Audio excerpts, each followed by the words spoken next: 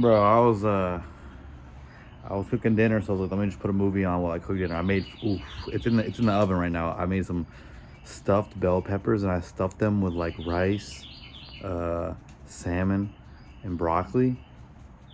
But like bro, the sauce that my sauce I made is fire. Put some cheese on it, some honey on it. They're roasting in the oven. Anyways, so while I'm watching it, I was like, let me put on a movie, and I'm like, oh, let me watch Snowpiercer because I just saw it on like the Tubi. Because bro, I got signed out of everything because my mom, I can't use the Netflix on my shit no more. I got signed out of Max. I got to sign out of everything. So I literally had to go resort to Tubi. Turns out Tubi has like every movie in the universe and all the shit I've been wanting to watch. So whatever, I watched Snowpiercer. I've known the general premise of Snowpiercer, and if you guys haven't watched it, essentially it's just like, um, climate change happens, and to counteract the effects of climate change, they decided, the government decided to take some planes up into the atmosphere and release some shit that was supposed to decrease the temperature of the world. Well, it did too much, and essentially it froze the world over. And so now these people are just living in a train. This guy named Mildred created this train that just like goes around the world, and it's just a circle. It's like a loop, right? And like the main character, Chris Evans, and he's actually a really bad actor. Like in this movie specifically, like whatever. But bro, so the main character, he lives in the very back of the train, the butt of the train, like it's section. It's essentially an allegory for capitalism, right?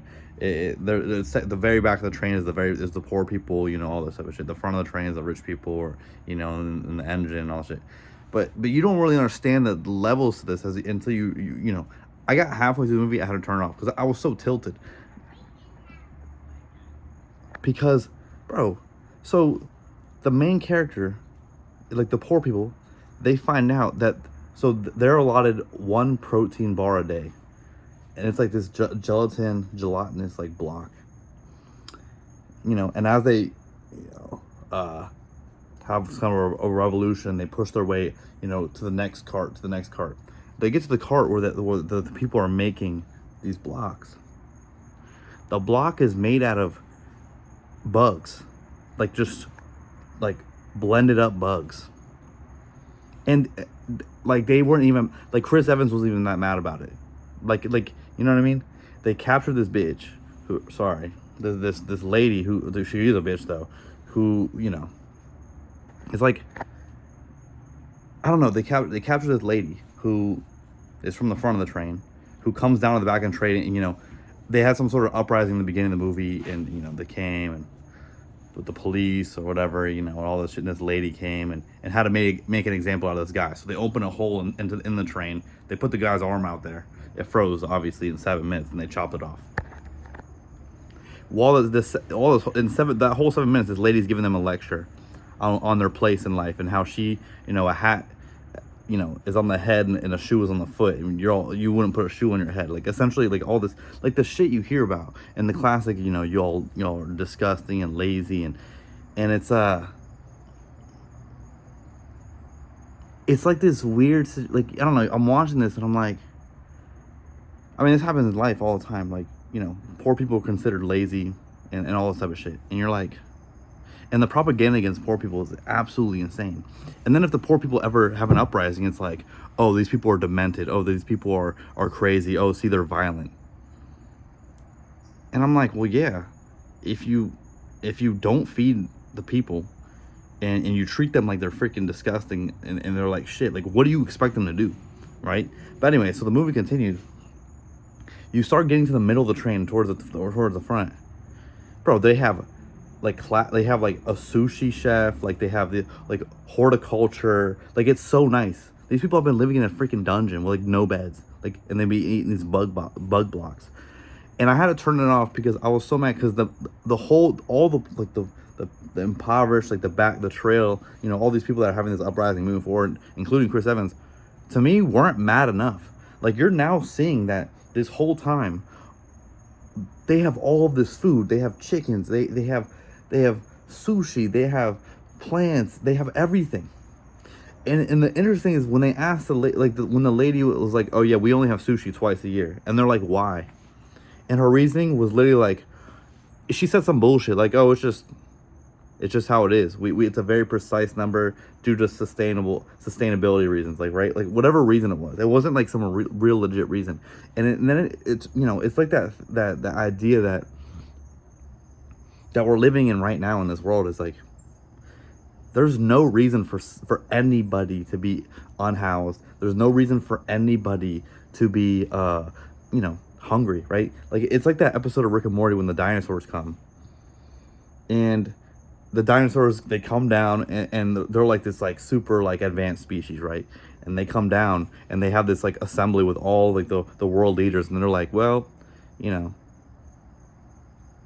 when you get to a point where you can give someone so much sugar that they become diabetic, like, why is there anyone that's poor?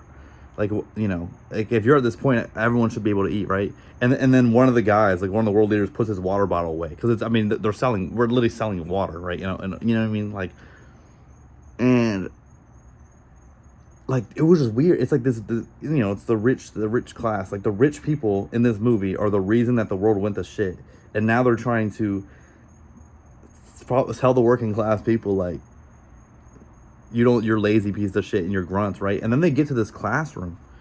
And in the classroom, they're teaching the children that the people at the tail end are lazy, disgruntled, like horrible, violent people. And that's how the problem. That's like, it's like, you know, obviously it's an allegory for this, but it's just like, you know, it's just so deeply ingrained, like, in this society. And like, I mean, even where we're at now, we literally have like poor people hating poor people, and working class people hating working class people. You're like, what? Like, what? I'm not gonna get into all that rest of that shit, but I had to turn I literally had to turn the movie off because these people weren't mad enough. You're literally realizing that these people could have fed you this whole time. They're just choosing not to. They have more than enough food to feed you. They just don't want to. Like, that's it. I mean, that's it. That's all I gotta say about that. It's like the scarcity is manufactured. Ooh, look at that. But that's happening in real life too. You know what I mean? Like scarcity of housing, like, you know. I'm not getting. I'll talk about this a little bit, man. I don't really want to talk about this anymore because then you start getting comments from weird people, right? But like, scarcity is fully manufactured. I mean, there's people, you know, the reason people can't afford housing is because you have like private equity firms and these large companies are just buying up humongous plots of land and building these large developments, and where they're like making them rent only. In my city, a massive development was just made and it's rent only. And when you have, like, you know, there's obviously certain, I'm not going to name them, but, you know, there's some companies that have a lot of land that are just doing this.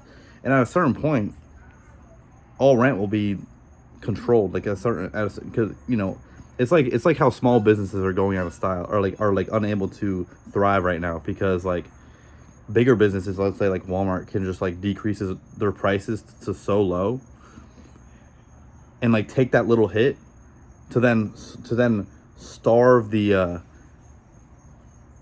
mom and pop store out of business. And then when they're out of business, they'll just buy that building and then rent it out, right? Like, it's all manufactured, right? But my thing, I was talking to my uncle about this yesterday, is like, what is the end goal of this? Like, what is the end goal of any of this? Like,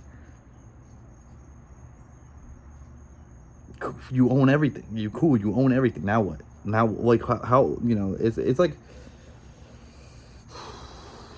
anyways, I don't want to talk about that. I was just talking about SnowPiercer. It's just about SnowPiercer. Anyways, that's all I have to say. These bell peppers are really fire, though. Look at that. Look at the dog. She's looking for a squirrel. But let me think what else, bro. Let me think what else is going on in my life. That's it, bro. Interesting movie. Hey, I would implore y'all to watch it, but Chris Evans is a bad actor in that movie. I don't know if I mean, he's kind of an okay actor, and, you know, Captain America. He's great as Captain America, but once again, I think he's just being Chris Evans. Like, I need to watch some Chris Evans movies where he's like really playing a whole different character. You know, I need to go find something like that. What else I watched, bro? I watched Shutter Island last night, bro. Tell me why. like the end of the movie, I mean, it's obvious that. Oh, sorry, spoiler warning. But the end of the movie, obviously, the main character, Leonardo DiCaprio, he doesn't regress back into his like psychosis. Like he's still he's at the very end he's himself. He's Edward. He's not Terry. He's Edward, and he just like pretends like he's not, so they can lobotomize him because he can't move on with his life, knowing that he killed his wife after she killed his 3 children, right? Like, I thought that was pretty obvious, and then I go and like I go on Reddit, and it's like people are like, oh, I had to watch that. Well, I had to watch it 3 or 4 times to really get to that conclusion. I was like, what? They made it pretty obvious. And then, anyways, so that was a good movie. I mean, I knew what the plot twist was the whole time because I've seen spoilers, but it was interesting how it came about. And I will say, if you guys have watched the movie, the lady he meets in the cave, she's not a real person, but what she says is true. The shit she's saying is true. And I would implore you all, I can't say too much. I'll get this video get taken down. Near the last quarter of the movie, go and find the scene where he talks to this lady in the lighthouse. That shit is happening. And also, like, that did happen, and that there is all that connection there. And let's just say Argentina. That's all I'm gonna say. That's all I'm gonna say. Anyways, for all you that know, you know. For the you don't know, you don't know. But